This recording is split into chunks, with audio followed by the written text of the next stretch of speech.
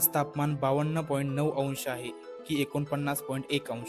आपण अजूनही आकड्यामध्ये अडकलो आहोत, पण खरा मुद्दा आहे आपला देश अक्षरशः जळतोय.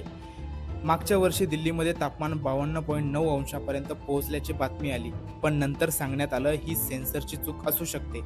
मग प्रश्न असा, तापमान 52 असो वा 49, अंगाची होणारी लाहीलाही कमी होते का?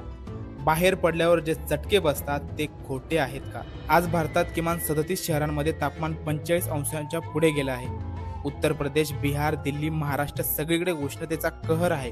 अकोला आणि यवतमाळ सारख्या शहरांमध्ये लोकांना घराबाहेर पडणंही धोकादायक झालं आहे. ही फक्त बातमी नाही, हा इशारा आहे. उष्णतेचा फटका फक्त माणसांनाच नाही, प्राणी आणि पक्ष्यांनाही बसतोय.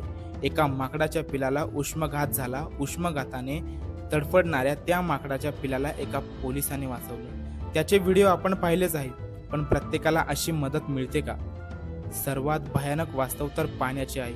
पुढच्या 7 वर्षात भारताची पाण्याची मागणी दुप्पट होणार आहे.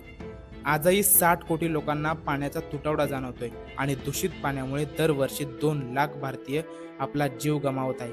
ग्लोबल वॉर्मिंगमुळे पृथ्वीचे तापमान वाढते आणि पाण्याचे साठे वेगाने आटत आहे. हे सगळं का घडतंय? कारण ग्लोबल वॉर्मिंग.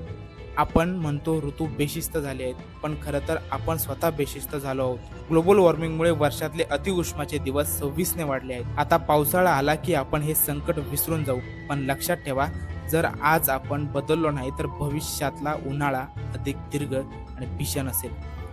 आता फक्त कायदे किंवा दंड लावून चालणार नाही, आपल्याला वैयक्तिक पातळीवर पावले उचलावी लागतील. या पावसाळ्यात किमान 5 झाडे लावा. दररोज वीज वाचवण्याचा प्रयत्न करा. पाण्याचा प्रत्येक थेंब जपून वापरा. कार्बोत्सर्जनाचे प्रमाण कमी करा. निसर्ग जेव्हा कोपतो तेव्हा तो कोणालाही सोडत नाही. दिल्लीत पाणी वाया घालवल्यावर 2000 रुपये दंड होतोय, पण आपल्याला शहाणपणा शिकवण्यासाठी दंडाचीच गरज का लागते? समाज म्हणून आपण कधी जागे होणार? वेळ आपली आहे आणि पृथ्वी वाचवण्याची जबाबदारी आपलीच आहे.